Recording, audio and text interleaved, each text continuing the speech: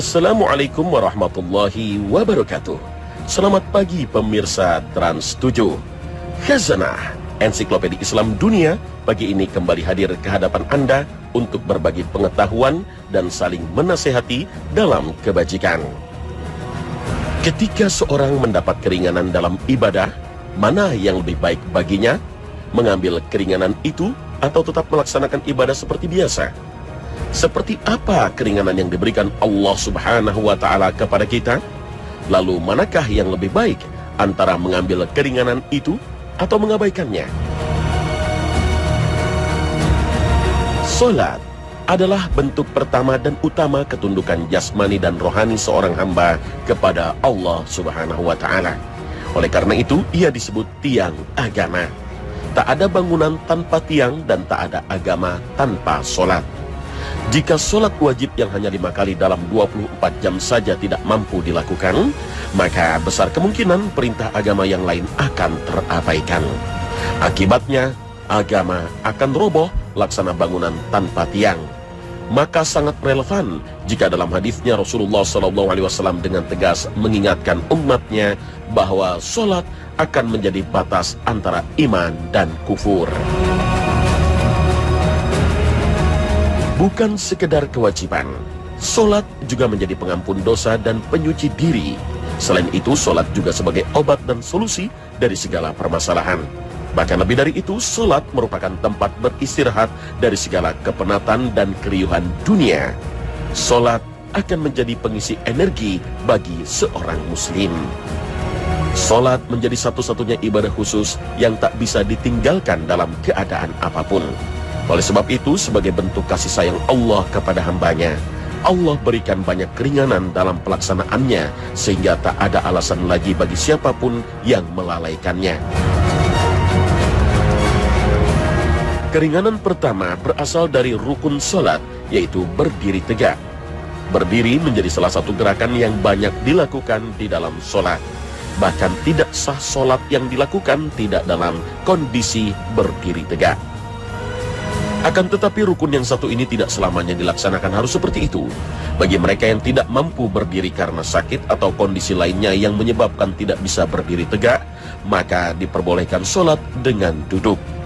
Jika tidak sanggup, boleh berbaring. Diutamakan di atas perut bagian kanan dengan badan menghadap kiblat. Jika tidak sanggup, boleh telentang dengan kepala sedikit agak ditinggikan, sehingga tetap bisa menghadap kiblat. Jika tetap masih tidak mampu, maka seluruh gerakan dan bacaan sholat boleh diwakili oleh isyarat mata atau dengan pikiran. Semua keringanan itu merupakan kesimpulan para ulama dari sabda Rasulullah Sallallahu Alaihi Wasallam. Sholatlah berdiri, jika tidak sanggup duduk, jika tidak sanggup maka berbaring, jika tidak sanggup maka telentang. Dan Allah tidak membebankan seseorang kecuali sesuai kemampuannya. Hadits riwayat Nasa'i. Keringanan dalam sholat juga dalam bentuk pengurangan jumlah rokaat atau qashar. Yang 4 rokaat boleh diringkas menjadi 2 rokaat. Tentu saja keringanan ini berlaku dengan syarat dan ketentuannya. Keringanan meringkas sholat atau sholat qashar baru boleh dilakukan jika seseorang berada dalam perjalanan jauh atau yang disebut juga dengan musafir. Musafir merupakan bahasa Arab yang digunakan untuk menyebut orang yang sedang dalam perjalanan jauh. Istilah musafir berkaitan dengan banyak keringanan dalam ibadah. Lalu seberapa jauhkah perjalanan sehingga seseorang disebut musafir dan layak mendapat keringanan? Para ulama menyimpulkan dari praktek Rasulullah dan para sahabatnya, seseorang disebut musafir dan layak mendapat keringanan jika jarak perjalanan yang ditempuh tidak kurang dari 4 burud atau dengan ukuran sekarang sekitar 89 km. Dahulu, jarak seperti ini rata-rata ditempuh dalam 2 hari perjalanan. Sedangkan sekarang dengan kecanggihan moda transportasi hanya membutuhkan waktu 1 atau 2 jam perjalanan, bahkan bisa lebih cepat lagi. Meski begitu, keringanan dalam ibadah tetap berlaku karena yang menjadi batasan adalah jarak, bukan waktu tempuh. Keterangan ini disimpulkan dari praktek yang dilakukan oleh sahabat Nabi Ibnu Abbas dan Ibnu Umar. Beliau berdua tidak meringkas sholat dalam jarak kurang dari 4 burud atau 89 km. Tidak ada keterangan dari sahabat lain yang berbeda dengan apa yang dilakukan oleh dua orang sahabat Nabi ini. Hal ini tampaknya tidak jauh beda dengan perjalanan jauh dalam kebiasaan kita saat ini. Jarak seperti ini biasanya sudah seperti jarak antar kota. Orang biasanya akan mempersiapkan diri secara khusus untuk perjalanan sejauh itu. Sholat yang boleh diringkas hanya sholat zuhur, asar, dan isya yang jumlah rokaatnya 4, diringkas menjadi 2 rokaat. Allah Subhanahu wa Ta'ala berfirman, "Dan apabila kamu bepergian di muka bumi, maka tidaklah mengapa kamu mengqosor sholat, jika kamu takut diserang orang-orang kafir. Sesungguhnya orang-orang kafir itu adalah musuh yang nyata bagimu." Al-Quran Surah An-Nisa ayat 101. Meski ayat ini turun dalam konteks keringanan dalam perjalanan karena khawatir diserang musuh, tapi hukumnya tetap berlaku meski dalam kondisi aman. Hal ini pernah ditanyakan oleh sahabat Nabi Ya'la bin Abi Umayyah kepada Umar bin Khattab yang diriwayatkan Imam Muslim dalam kitab sahihnya. Umar pun mengatakan bahwa ia akan menanyakan hal itu kepada Rasulullah. Ketika ditanyakan kepada Rasulullah, beliau menjelaskan bahwa meringkas sholat merupakan sedekah atau pemberian dari Allah Subhanahu wa Ta'ala. Maka terimalah pemberian Allah itu. Sholat qosor atau praktek meringkas sholat dalam perjalanan juga selalu dilakukan oleh Rasulullah SAW. Hal ini diceritakan oleh sahabat Ibnu Umar bahwa selama ia menemani Nabi SAW dalam perjalanan, beliau selalu meringkas sholat menjadi 2 rakaat. Hal yang sama juga dipraktekkan oleh Abu Bakar, Umar, dan Uthman radhiyallahu anhum. Meringkas sholat bagi musafir merupakan sebuah pilihan yang Allah berikan kepada hambanya. Keringanan ini boleh diambil, boleh juga tidak. Imam Muslim meriwayatkan dalam kitab sahihnya bahwa para sahabat yang sedang dalam perjalanan bersama Rasulullah, ada yang meringkas sholat, ada yang tidak. Ada yang berpuasa dan ada yang tidak. Di antara mereka tidak ada yang saling menyalahkan atau mencela. Hal seperti ini juga diungkapkan oleh Ummul Mukminin Aisyah radhiyallahu anha. Ibunda Aisyah menceritakan bahwa suatu ketika ia umrah bersama Rasulullah SAW. Ia berpuasa sedangkan Rasul tidak. Rasul meringkas sholat dan ia tidak. Ibunda Aisyah kemudian menanyakan hal ini kepada Rasulullah dan beliau menjawab, "Engkau telah bersikap benar, wahai Aisyah." Selain jumlah rakaat yang bisa diringkas, keringanan lain merupakan penggabungan waktu beberapa sholat wajib atau yang disebut dengan sholat jamak. Menjamak sholat artinya menggabungkan pelaksanaan 2 sholat dalam satu waktu. Sholat yang bisa digabung yaitu zuhur dengan asar dan maghrib dengan isya. Ini bisa dikerjakan di waktu awal, seperti zuhur dan asar dikerjakan di waktu zuhur atau di waktu akhir. Zuhur dan asar dikerjakan di waktu asar. Dalam perjalanan, pelaksanaan jamak atau menggabungkan waktu sholat biasanya digabung dengan qosor atau meringkas. Alhasil seorang musafir bisa melaksanakan sholat zuhur dan asar menjadi 4 rakaat yang dipisahkan oleh salam. Zuhur 2 rakaat kemudian salam, dan dilanjutkan asar 2 rakaat dan ditutup salam. Berbeda dengan qosor, jamak atau menggabungkan sholat tidak hanya berlaku bagi musafir. Keringanan menjamak atau menggabungkan sholat dapat juga dilakukan ketika sakit, hujan deras, atau kesulitan lainnya, seperti ditunjukkan oleh hadis Rasulullah SAW berikut. Suatu ketika pernah Rasulullah SAW menggabungkan sholat zuhur dengan asar, maghrib dengan isya tanpa ada hujan atau kekhawatiran. Kemudian hal itu ditanyakan kepada Ibnu Abbas. Ibnu Abbas menjawab, Rasulullah tidak ingin memberatkan umatnya. Hadis riwayat Muslim. Jadi keringanan sholat jamak tidak harus selalu dengan qosor atau meringkas.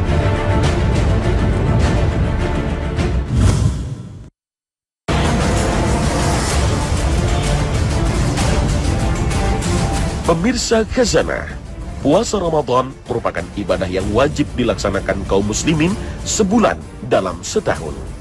Dalam bulan ini, di siang harinya kita diwajibkan menahan diri dari makan, minum, hubungan suami istri, dan hal lainnya yang membatalkan puasa. Ibadah puasa ini menjadi bukti kasih sayang Allah pada hambanya.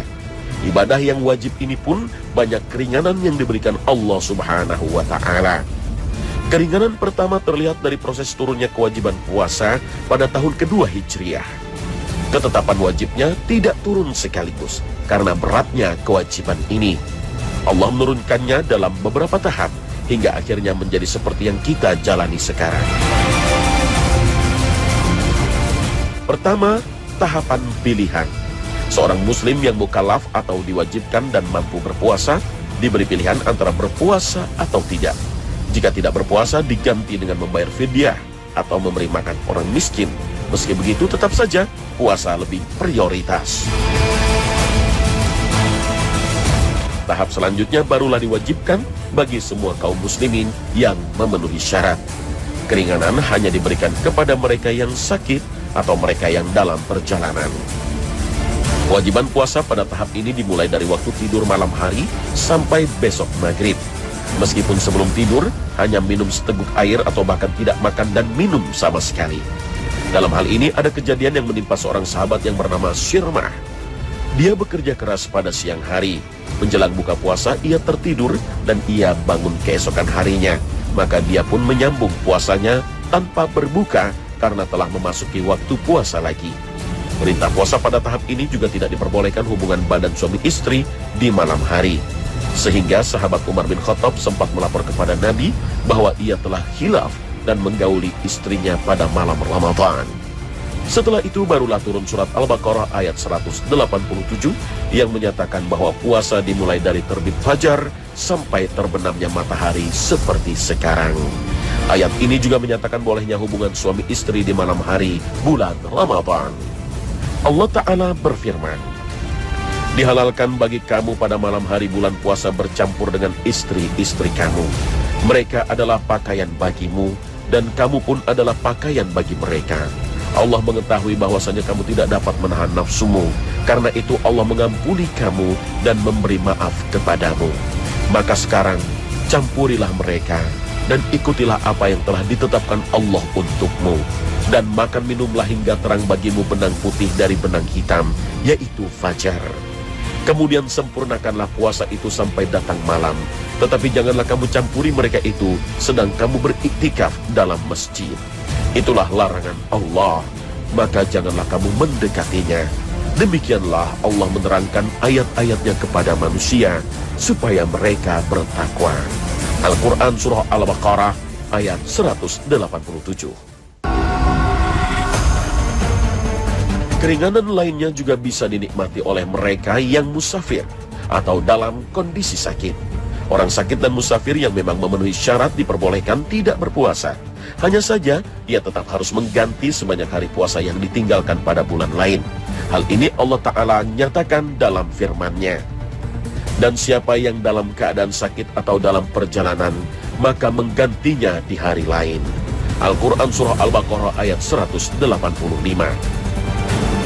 Sakit yang dimaksud tentunya bukan sakit ringan yang tidak memberatkan jika berpuasa. Seperti sakit kepala ringan, flu, atau sakit kulit ringan seperti gatal jamur dan sejenisnya. Penyakit yang memperoleh keringanan untuk tidak berpuasa adalah penyakit yang jika terus berpuasa, maka bisa memperburuk kesehatan. Bahkan dalam kondisi ini tidak puasa justru lebih baik. Bahkan jika mengancam keselamatan jiwa, maka hukum puasa bisa menjadi haram.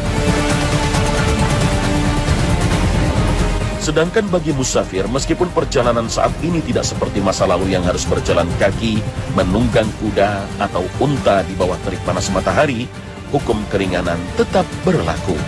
Moda transportasi yang semakin canggih dan nyaman tidak menggugurkan keringanan yang Allah berikan dalam berpuasa. Kemudian manakah yang lebih baik? Tetap berpuasa atau tidak ketika sedang musafir? Mayoritas ulama berpandangan bahwa puasa lebih baik bagi yang tidak mengalami kelelahan dan kesulitan berarti, terutama dengan kenyamanan alat transportasi saat ini. Apalagi jika dia khawatir akan kesulitan menggantinya di hari lain di saat orang-orang tidak berpuasa. Untuk kasus seperti ini, berlaku firman Allah Ta'ala. Barang siapa yang dengan kerelaan hati mengerjakan kebajikan, maka itulah yang lebih baik baginya. Dan berpuasa lebih baik bagimu jika kamu mengetahui. Al-Quran Surah Al-Baqarah ayat 184. Tetapi bagi yang mengalami kelelahan yang membuat puasa terasa sangat memberatkan, maka dalam situasi ini tidak puasa lebih baik. Bahkan jika kelelahan dan kesulitan itu bisa membahayakan nyawa yang berpuasa, maka puasa bisa menjadi haram. Dalam kasus ini berlaku sabda Rasulullah SAW ketika dalam sebuah perjalanan melihat kerumunan orang menyaksikan ada seseorang yang dipayungi dan tampak sangat kepayahan, dan beliau mengatakan, bukanlah sebuah hal yang baik berpuasa ketika dalam perjalanan. Hadis riwayat Bukhari dan Muslim.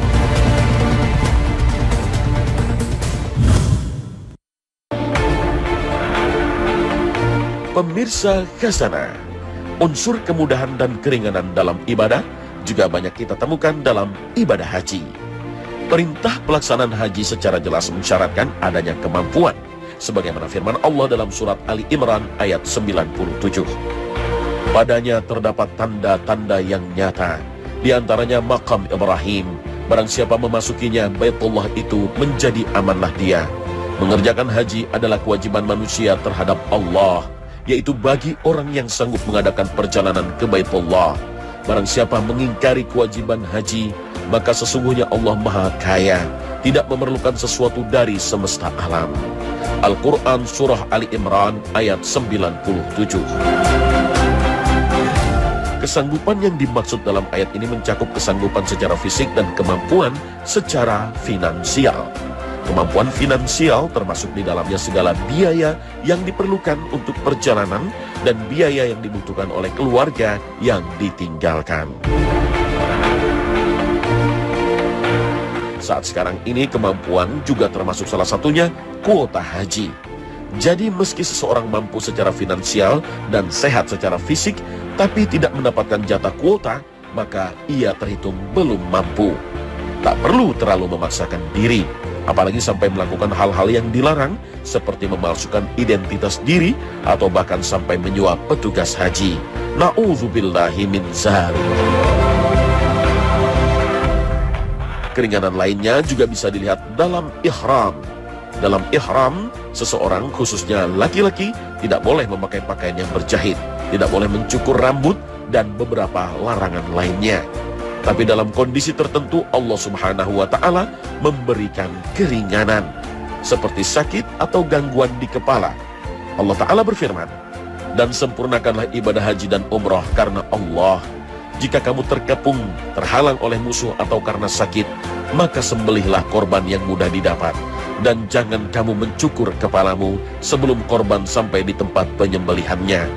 Jika ada di antaramu yang sakit atau ada gangguan di kepalanya, lalu ia bercukur, maka wajiblah atasnya berfidyah, yaitu berpuasa atau bersedekah atau berkorban. Al-Quran Surah Al-Baqarah ayat 196. Sedangkan dalam tawaf juga banyak keringanan, di antaranya untuk wanita yang berhalangan. Wanita yang haid tidak wajib baginya melakukan tawaf qudum dan tawaf wada, karena suci dari hadas kecil dan besar menjadi salah satu syarat tawaf. Keringanan lainnya juga ada di mabit di Mina pada hari tasyrik. Mabit di Mina pada hari tersebut termasuk dalam wajib haji. Jika tidak melakukannya, wajib membayar dam 1 ekor kambing. Akan tetapi kewajiban ini gugur dalam kondisi darurat, seperti petugas haji atau keterbatasan tempat.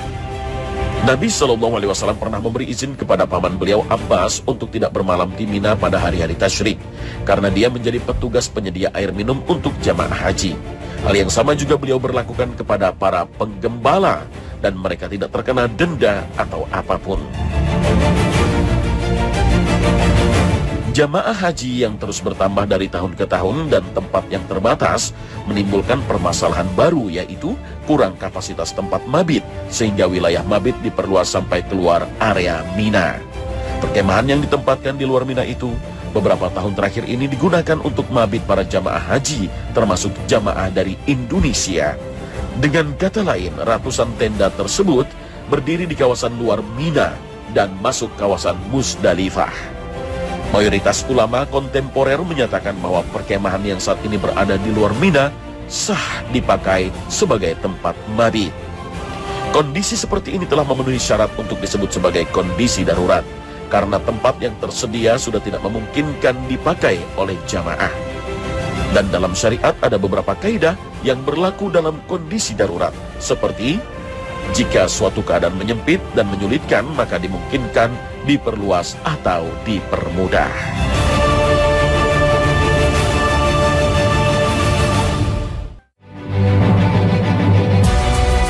Pemirsa Khazanah, jika sholat dan puasa merupakan ibadah yang berkaitan dengan aktivitas jasmani, maka zakat berhubungan dengan harta. Zakat wajib dikeluarkan untuk membersihkan orang-orang yang mampu secara finansial dari sifat kikir dan sombong. Sedangkan bagi mereka yang tidak mampu, zakat juga akan membersihkan diri mereka dari sifat iri, dengki, dan kebencian terhadap golongan kaya. Selain menjadi pembersih jiwa dari penyakit hati, zakat juga menjadi pembersih harta sehingga menjadi berkah dan halal. Kemudahan dan keringanan dalam zakat bisa dilihat dalam kewajiban zakat. Meski menjadi rukun Islam yang keempat karena beberapa persyaratan, tidak seluruh kaum muslimin terkena kewajiban ini. Zakat mal contohnya, hanya wajib bagi mereka yang kaya dan mampu. Sedangkan dari sisi harta, tidak semua harta harus dibayarkan zakatnya. Jenis harta wajib zakat yang secara jelas disebut dalam teks Al-Quran dan hadis hanya beberapa jenis, yaitu kelompok mata uang, emas, dan perak, kelompok hasil ternak, unta, sapi, dan kambing, dan kelompok hasil pertanian, gandum, jelai, kurma, dan kismis, harta perniagaan, dan barang tambang. Unsur keringanan zakat juga bisa kita baca dalam penentuan nisab dan haul. Nisab dan haul menjadi syarat dalam sebagian besar zakat. Sehingga meski seseorang memiliki jenis-jenis harta yang tadi disebut, tapi tidak memenuhi nisab atau haul, maka tetap belum dikenai kewajiban membayar zakat. Nisab maksudnya ukuran atau batas terendah kepemilikan harta yang telah ditetapkan oleh agama untuk menjadi pedoman menentukan kewajiban mengeluarkan zakat. Sedangkan haul berarti 1 tahun atau kepemilikan harta tersebut berlangsung sampai 1 tahun. Untuk emas, nisabnya 20 dinar atau 85 gram emas, dan perak 200 dirham atau senilai 595 gram perak. Maka seseorang baru terkena kewajiban zakat jika emasnya telah mencapai 85 gram dan telah disimpan selama 1 tahun. Keringanan juga terlihat dari jumlah yang harus dibayarkan. Zakat dari emas atau perak yang harus dikeluarkan zakatnya hanya sebesar 2,5%. Sungguh jumlah yang sangat sedikit sebetulnya jika kita bandingkan dengan kewajiban harta yang lain seperti pajak dan yang lainnya. Pemirsa Khazanah, keringanan dan kemudahan yang Allah berikan dalam beribadah menjadi bukti kasih sayang Allah terhadap hambanya, dan juga menjadi bukti bahwa fitrah agama ini tidaklah menyusahkan dan menyengsarakan manusia. Justru semua ibadah ditujukan bagi kemaslahatan manusia di dunia dan akhirat. Hanya saja banyak manusia yang tidak menyadarinya. Terima kasih atas perhatian Anda, dan wassalamualaikum warahmatullahi wabarakatuh. Menghapus dosa-dosanya.